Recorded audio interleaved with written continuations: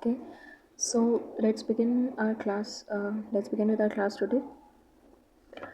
आज हम लोग कुछ इकोनॉमिक्स के कुछ बेसिक टर्म्स के बारे में पढ़ने वाले हैं. जनरली जो हम लोग न्यूज़पेपर पढ़ते हैं, जो बच्चे कंपटीशन के लिए प्रिपेयर कर रहे हों, या इकोनॉमिक्स जब आप पढ़ना स्टार्ट करते हैं, तो अगर आप पहले से इन सब चीज़ों से, इन सब टर्म्स से थोड़ा फेमिलियर रहेंगे तो it will be easy for you to understand it. Okay, तो स्टार्ट करते हैं. सबसे पहले बात करेंगे इकोनॉमिक्स की, कि इकोनॉमिक्स टर्म से एग्जैक्टली हम क्या मीन करते हैं. Economics is the study of scarcity and how it affects the use of resources. यानी इकोनॉमिक्स, किसी भी कंट्री में कुछ लिमिटेड अमाउंट में रिसोर्सेज अवेलेबल होते हैं, नेचुरल रिसोर्सेज अवेलेबल होते हैं, जिनका यूज़ करके हम कुछ प्रोडक्ट्स बनाते हैं, मैन्युफैक्चर करते हैं, जिससे हमारी day to day needs fulfil होती हैं. ठीक है, ह्यूमन बींग्स की सारी नीड्स फुलफ़िल होती हैं. तो इकोनॉमिक्स में हम पढ़ते हैं कि उन सारी चीज़ों का मैनेजमेंट कैसे किया जाता है. फॉर एग्ज़ाम्पल, जो लिमिटेड रिसोर्सेज हैं, तो आप कोई भी चीज़ आपको प्रोड्यूस करनी है और एक रिसोर्स उसके लिए अवेलेबल है, तो उसका कितना अमाउंट किस चीज़ के प्रोडक्शन में जाना चाहिए, ये सब डिटरमाइन करना, ये सब इकोनॉमिक्स के अंदर हम स्टडी करते हैं. किस लेवल पर किस चीज़ का प्रोडक्शन होना है, कितना होना है, कैसे होना है, क्या प्रोड्यूस करना है, कैसे करना है, किसके लिए करना है, किस एरिया में करना है, ये सारी चीज़ें हम इकोनॉमिक्स में पढ़ते हैं. और इकोनॉमिक्स दो ब्रांचेज में बेसिकली बाइफरकेटेड है. माइक्रो इकोनॉमिक्स होता है जब हम लोकल लेवल पर, स्मॉल स्केल पर चीज़ों के बारे में बात कर रहे हैं. For example, house holds, industries क्या होती हैं, जहाँ पर गुड्स प्रोड्यूस हो रहे हैं. हाउस होल्ड्स क्या होते हैं, कंज्यूमर्स होते हैं, जो उन गुड्स का यूज़ करते हैं अपनी नीड्स को फुलफ़िल करने के लिए. ठीक है, तो ये सब चीज़ें कि भाई कौन सा गुड प्रोड्यूस करना है, कितने अमाउंट में करना है, ये सब चीज़ें तो स्मॉल स्केल की बातें ही हैं. तो ये सब हम माइक्रो इकोनॉमिक्स के अंदर पढ़ते हैं बेसिकली. और मैक्रो इकोनॉमिक्स एक लार्जर स्केल पे एक वाइडर व्यू देता है, जिसमें हम नेशनल लेवल पर, इंटरनेशनल लेवल पर इकोनॉमी की बात करते हैं, जिसमें हम दो कंट्रीज़ की इकोनॉमी को कंपेयर करते हैं on the basis of their per capita income मतलब या एवरेज इनकम भी कह सकते हैं, या नेशनल इनकम के बेसिस पर. ठीक है, हम देखते हैं कंट्री में एम्प्लॉयमेंट किस लेवल पर है, अनएम्प्लॉयमेंट का क्या रेट है. तो ये सारी जो बड़ी बड़ी इकोनॉमिक फैक्टर्स हैं, इनके बारे में हम मैक्रो इकोनॉमिक्स में पढ़ते हैं.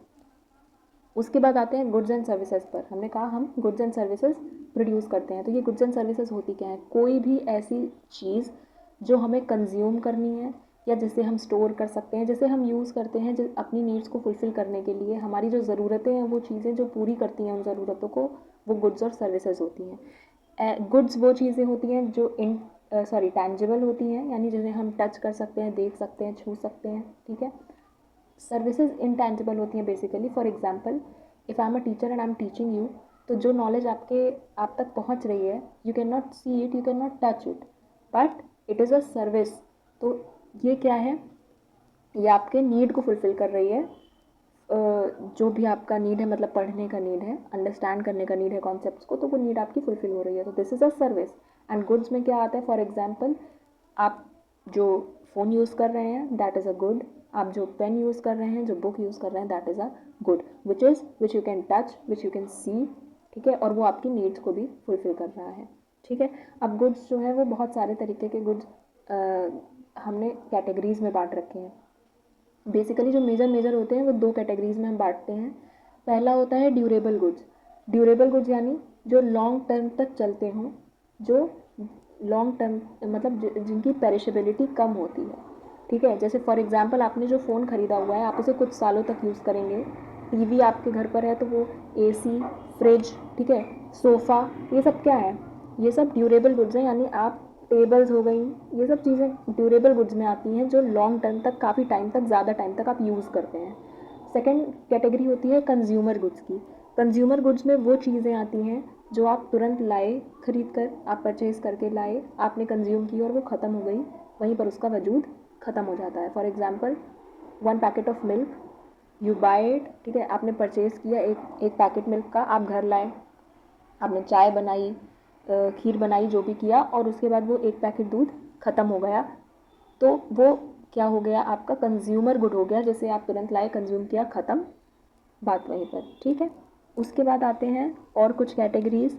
सबसे पहले आते हैं कैपिटल गुड्स पर. तो जब आप कोई भी प्रोडक्शन की प्रोसेस स्टार्ट करते हैं तो उसमें आपको कुछ चीज़ें लगती हैं। फॉर एग्जांपल मशीन लगेगी, टूल्स लगेंगे। तो ये जो भी चीज़ें प्रोडक्शन के लिए हमें चीज़ें चाहिए होती हैं वो कैपिटल्स में आती हैं, जो मशीन्स, ये सब टूल्स, ठीक है। तो कैपिटल गुड्स में आएगा वो मशीन्स, वो गुड्स जो कि हमें प्रोडक्शन प्रोसेस में कोई भी गुड प्रोड्यूस करने में ज़रूरी होती हैं। इंटरमीडिएट गुड्स में आते हैं वो रॉ मटेरियल्स। फॉर एग्जांपल कोई भी चीज़ प्रोड्यूस करनी है तो उसको प्रोड्यूस करने के लिए हमें कुछ रॉ मटेरियल्स चाहिए। फॉर एग्जांपल अगर टेबल बनानी है तो उसके लिए वुड चाहिए, ठीक है। तो वो वुड क्या हो गया, इंटरमीडिएट गुड हो गया, जो भी रॉ मटेरियल्स हम यूज़ कर रहे हैं किसी भी गुड को प्रोड्यूस करने के लिए। फिर आते हैं लग्जरी गुड्स और वेबलेंट गुड्स पर। लग्जरी गुड्स आर बेसिकली जो वैसे इनका नेचर एक्सपेंसिव होता है, प्राइस ज़्यादा होती है, फिर भी इनकी डिमांड ज़्यादा होती है। जैसे ब्रांडेड क्लोथ्स हो गए, तो जिसके भी पास ज़्यादा पैसे हैं, मतलब अच्छे खासे पैसे हैं, तो वो लोग लग्जरी गुड्स प्रेफर करते हैं लेना, ठीक है। जैसे लग्जरी कार्स हो गई और जैसे ब्रांडेड क्लोथ्स हो गए, ये सब आते हैं आपके लग्जरी गुड्स में। इन्फीरियर गुड्स और गिफन गुड्स भी जिन्हें कहते हैं, they are comparatively cheaper goods, ठीक है। यानी जिनके पास, मतलब जिनके प्राइस लो होते हैं फिर भी इनकी डिमांड ज़्यादा नहीं होती है, क्योंकि ये चीप क्वालिटी की चीज़ें होती हैं। तो जो जिन जिन लोगों की लिमिटेड इनकम है, जिनके पास ज़्यादा पैसा नहीं है कि वो बहुत ब्रांडेड क्लोथ्स पहन सके, तो वो लोकल चीज़ों से काम चलाएंगे। तो वो सारे गुड्स जो मतलब चीप रेट पर मिल जाते हैं और उनकी क्वालिटी भी शायद उतनी अच्छी नहीं होती है, वो आते हैं इन्फीरियर गुड्स और गिफन गुड्स में। फिर यूटिलिटी किसी भी गुड की एक प्रॉपर्टी होती है। Utility of goods is their want satisfying capability, मतलब किसी भी गुड की, कोई भी गुड हम क्यों प्रोड्यूस करते हैं, क्योंकि वो हम उसकी अब ज़रूरत होती है। तो जो भी किसी गुड की ज़रूरतों को पूरी करने की कैपेबिलिटी होती है, वांट को सेटिस्फाई करने की कैपेबिलिटी होती है, उसे यूटिलिटी कहते हैं। It is a measure of satisfaction and individual gets from the consumption of the commodities, मतलब जो भी चीज़ें आप यूज़ कर रहे हैं, जो गुड्स हैं या सर्विसेज हैं, उनके कंजम्पशन करने के बाद जो सेटिस्फैक्शन आपको मिली, यानी जो आपकी ज़रूरत थी वो पूरी हो गई और उससे जो सेटिस्फैक्शन मिली वही उस चीज़ की यूटिलिटी हो जाती है। लेकिन हम इसे किसी भी न्यूमेरिकल टर्म्स में इसको मेजर करने का कोई पैरामीटर नहीं है कि मतलब भूख लगी थी तो हमने खाना खाया, तो उसकी कोई न्यूमेरिकल टर्म्स में हम मेजर कर सकते हैं कि 2 यूटिलिटी मिली या 4 यूटिलिटी थी उस रोटी की। ये है कि भूख मिट गई, तो वो यूटिलिटी थी उसकी। यूटिलिटी एक कंज्यूमर से दूसरे कंज्यूमर में डिफ़र कर सकती है किसी भी चीज़ की। यानी जो लोग मॉडर्न ड्रेसेस पहनना पसंद करते हैं और जो लोग ट्रेडिशनल पहनना पसंद करते हैं, उनके लिए एक मतलब फ्रॉक की, मान लीजिए कोई वेस्टर्न ड्रेस है या जो भी, तो अलग अलग यूटिलिटी होगी। मतलब जो लोग मॉडर्न प्रेफर करते हैं उनके लिए तो यूटिलिटी ज़्यादा होगी मॉडर्न ड्रेसेस की, बट जो लोग ट्रेडिशनल प्रेफर करते हैं उनके लिए उस चीज़ की यूटिलिटी कम होगी। तो यानी कंज्यूमर, अलग अलग कंज्यूमर्स के लिए अलग अलग गुड्स और सर्विसेज की यूटिलिटी अलग अलग हो सकती है। फिर एक ही कंज्यूमर के लिए भी अलग अलग टाइम पॉइंट ऑफ टाइम पर भी यूटिलिटी एक चीज़ की अलग अलग हो सकती है। फॉर एग्जाम्पल ठंडी के वक्त हम लोग स्वेटर प्रेफर करते हैं पहनना, ठीक है, बट समर के सीज़न में सेम कंज्यूमर के लिए स्वेटर की यूटिलिटी कम हो जाती है, ठीक है। It should not be equated with its usefulness, यानी किसी भी चीज़ की यूटिलिटी को हम उसकी यूज़फुलनेस नहीं कह सकते। फॉर एग्जांपल कोई है तो उसे सिगरेट के लिए, मतलब सिगरेट पीने का मन कर रहा है, ठीक है, तो उस वक्त पर अगर वो सिगरेट पीता है तो सेटिस्फैक्शन उसे मिलेगा, बिकॉज उस समय उसकी डिज़ायर थी, उस समय उसकी वांट थी सिगरेट पीना। बट वो सिगरेट क्या आपको फ़ायदा पहुंचा रहा है? नहीं, it has a negative impact on the human being, ठीक है। तो वो यूज़फुल नहीं है बट उसकी यूटिलिटी है। तो इसका मतलब ये हुआ कि जिस भी चीज़ की यूटिलिटी हो, ज़रूरी नहीं है कि वो चीज़ आपके लिए यूज़फुल भी हो। उसके बाद प्राइस पर आते हैं। तो प्राइस किसी भी चीज़ की वो अमाउंट ऑफ मनी होता है जो हम पे करते हैं किसी भी गुड या सर्विस को परचेज़ करने के लिए। फॉर एग्जांपल आप डॉक्टर के यहाँ जाते हैं तो आप डॉक्टर की जो फ़ीस पे करते हैं वो उनका प्राइस हो गया, वो एक प्राइस है। आप किसी शॉप पर जाते हैं तो आपने कोई, मान लीजिए, कपड़ा ख़रीदा, पेन खरीदी, बुक खरीदी, कुछ भी चीज़ खरीदी, कोल्ड ड्रिंक खरीदी, ठीक है, तो उसके लिए जो आपने पैसे दिए वहाँ पर, वो उसका प्राइस हो गया। किसी भी चीज़ का प्राइस ही डिटरमाइन करता है कि उस चीज़ की डिमांड कितनी है। यानी जो चीज़ें मार्केट में बहुत ज़्यादा महंगी मिलेंगी तो ज़्यादातर लोग उस चीज़ को नहीं खरीदना चाहेंगे। भाई बहुत ज़्यादा महंगी है तो हर कोई नहीं खरीदना चाहेगा, ना हर कोई अफोर्ड ही कर सकता है। जिन चीज़ों की प्राइस कम होती है उन चीज़ों की डिमांड ज़्यादा होती है, लोग वो चीज़ें ज़्यादा खरीदना चाहते हैं। तो प्राइस डिटरमाइन करता है कि हमें कौन सी चीज़ कितने अमाउंट में प्रोड्यूस करनी है, क्योंकि प्राइस से ये पता चलता है कि कौन सी चीज़ें ज़्यादा बिक रही हैं और कौन सी कम बिक रही हैं। उसके बाद आते हैं मार्केट पर। Market is a place where parties can gather to facilitate the exchange of goods and services. जहाँ पर ये सारी चीज़ें हो रही हैं, एक्सचेंज ऑफ गुड्स हमने दिए और उसके लिए हमें एक प्राइस मिला, एक पेमेंट मिली, वो सब ये सारा काम कहाँ हो रहा है, एक मार्केट में हो रहा है, एक प्लेस पे हो रहा है, उस प्लेस को कहते हैं मार्केट। अब ये ऑफलाइन भी हो सकता है, यानी जो ऑफलाइन मार्केट्स होते हैं, नॉर्मल मार्केट्स होते हैं, या ये एक ऑनलाइन प्लेटफॉर्म भी हो सकता है, उसे भी हम मार्केट कह सकते हैं। फॉर एग्जांपल अमेजॉन, फ्लिपकार्ट, ये सारे भी एक मार्केट है जहाँ पर आप किसी चीज़, कोई गुड खरीद रहे हैं, कोई चीज़ खरीद रहे हैं और उसके लिए पेमेंट कर रहे हैं, ठीक है। उसके बाद कॉस्ट पर आते हैं। कॉस्ट वो सारे जो भी प्रोडक्शन की प्रोसेस हुई, उसमें जितना भी पैसा, जितना भी एक्सपेंडिचर आपने किया है किसी गुड या सर्विस को प्रोड्यूस करने में, वो जो है कॉस्ट होती है। यानी एक मैन्युफैक्चरर है, मान लीजिए उसने फैक्ट्री खड़ी की, उसके बाद उसने उसमें मशीन्स लगाई, उसने उसमें रॉ मटेरियल लगाया, फिर जाके इतना सब कुछ करने के बाद एक कोई चीज़ बनकर बाहर आई, एक कोई प्रोडक्ट बनकर बाहर आया।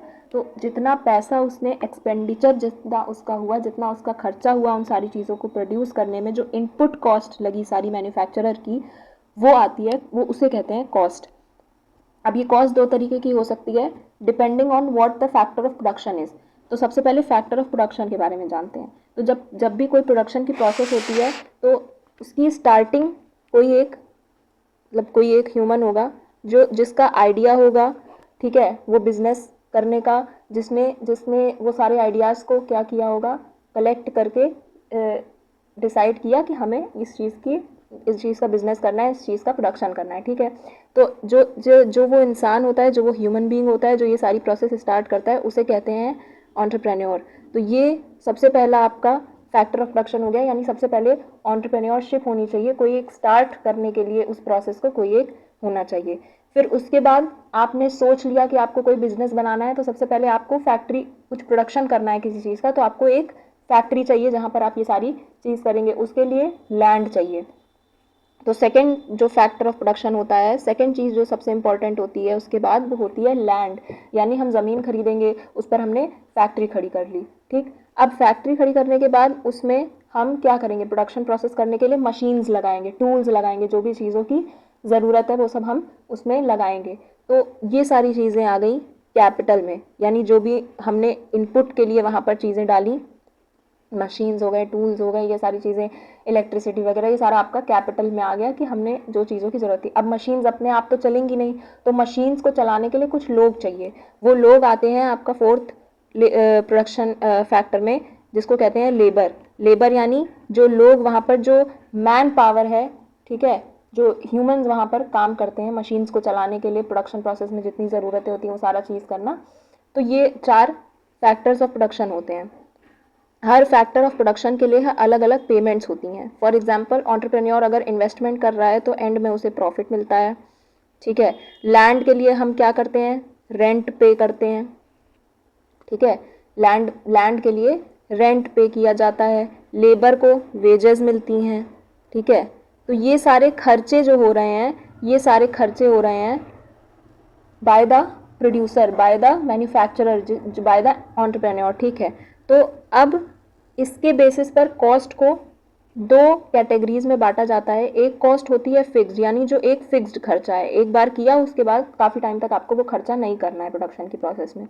एक होता है वेरिएबल कॉस्ट, यानी जो बार बार करना पड़ता है, रिपीटेड वे में जो खर्चा बार बार करना पड़ता है। अब फिक्स्ड में कैसे आती हैं जो चीज़ें, मतलब कुछ समय तक के लिए परमानेंट है। फॉर एग्जांपल मशीन आपने एक बार खरीद के लगाई फैक्ट्री में, तो वो फिक्स्ड कॉस्ट है, यानी एक लॉट आपने स्टॉक बनाया अगर किसी चीज़ का, तो इसका मतलब ये नहीं है उसके बाद वो मशीन ख़राब हो गई फिर हमें दूसरी मशीन खरीद के लानी पड़ेगी। यानी सेम मशीन से हम फिर से प्रोडक्शन करेंगे जब तक वो पूरी तरीके से ख़राब नहीं हो जाती। तो कंपैरेटिवली लॉन्गर टर्म के लिए वो खर्चा बचा हुआ है, तो इसलिए वो फिक्स्ड कॉस्ट हो गई। और वेरिएबल में क्या आती हैं, जो चीज़ें हमें बार बार देनी पड़ रही हैं, जो चीज़ों का जो खर्चे बदलते रहते हैं। फॉर एग्जांपल एक बार आपको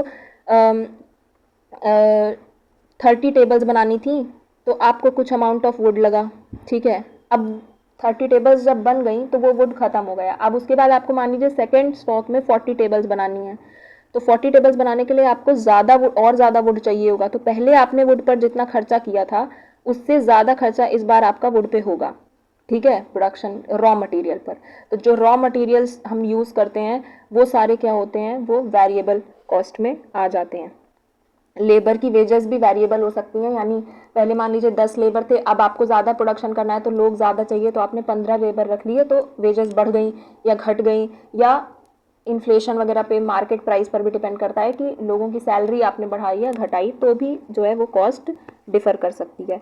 उसके बाद आता है डिमांड और सप्लाई, यानी ये सारी प्रोडक्शन हम कर किन चीज़ों के बेसिस पर रहे हैं, डिमांड और सप्लाई के, डिमांड के बेसिस पर, ठीक है, यानी जो भी चीज़ें मार्केट में लोगों द्वारा डिज़ायर्ड हैं, यानी लोगों को जो चाहिए, जो लोगों की मांग है, जिन चीज़ों की, जो चीज़ें लोगों के लिए ज़रूरी है उनकी ज़रूरतों को पूरी करने के लिए, ठीक है, वो उस डिमांड को दिखाता है किसी भी गुड की। फॉर एग्ज़ाम्पल अगर हम फॉर एग्ज़ाम्पल गर्मी का सीज़न चल रहा है, ठीक है, तो गर्मी के सीज़न में क्या होगा, लोग कोल्ड ड्रिंक ज़्यादा पियेंगे, ठीक। अब गर्मी के सीज़न में कोल्ड ड्रिंक की डिमांड बढ़ जाएगी, बिकॉज ज़्यादा से ज़्यादा लोगों के लिए कोल्ड ड्रिंक ज़रूरी है, उनकी ज़रूरतों को पूरी करने के लिए कोल्ड ड्रिंक चाहिए, तो उस वक्त पे कोल्ड ड्रिंक की डिमांड बढ़ जाएगी। बट ठंडियों के वक्त क्या होगा, लोग कोल्ड ड्रिंक नहीं पिएंगे, ठीक है, कोल्ड ड्रिंक प्रेफर नहीं करेंगे, तो उस वक्त क्या होगा, कोल्ड ड्रिंक की डिमांड कम हो जाएगी मार्केट में, ठीक है। तो किसी भी चीज़ की demand is a term that represents the desire of consumers to purchase a particular product और सर्विस, यानी कोई भी कंज्यूमर क्या चीज़ खरीदना चाहता है वही उसकी डिमांड होती है, ठीक है। तो जो किसी पर्टिकुलर सोसाइटी में अगर 10 में से 9 लोग पेन खरीदना चाह रहे हैं तो पेन की डिमांड ज़्यादा होगी, ठीक है। फिर आते हैं सप्लाई पर। सप्लाई वो अमाउंट होता है किसी भी गुड का, ठीक है, जो एक फैक्ट्री या जो भी वो इंडस्ट्री है वो प्रोड्यूस करके मार्केट में अवेलेबल करवा पा रही है for the consumers to purchase. तो it represents the total amount of a specific product और service available to consumers by producers, ठीक है। तो यानी सप्लाई मतलब जो भी प्रोडक्शन हो रहा है फैक्ट्री में, तो जितनी चीज़ें बन रही हैं, फॉर एग्जांपल एक साल में हम जो है वो 200 जीन्स बना रहे हैं, तो वो 200 जीन्स हमने मार्केट में भेजी सेल करने के लिए, तो कितना उस बार सप्लाई कितनी है उस ईयर में, जीन्स की 200 सप्लाई हो गई, ठीक है। तो आई होप आप लोग को ये सारे टर्म्स अच्छे से समझ में आ गए होंगे। अगर समझ में आया है तो वीडियो को लाइक करिए, कमेंट में भी बताइए, सो दैट हम ऐसी ही और अच्छी अच्छी वीडियोज़ लेकर आते रहें। Thank you so much.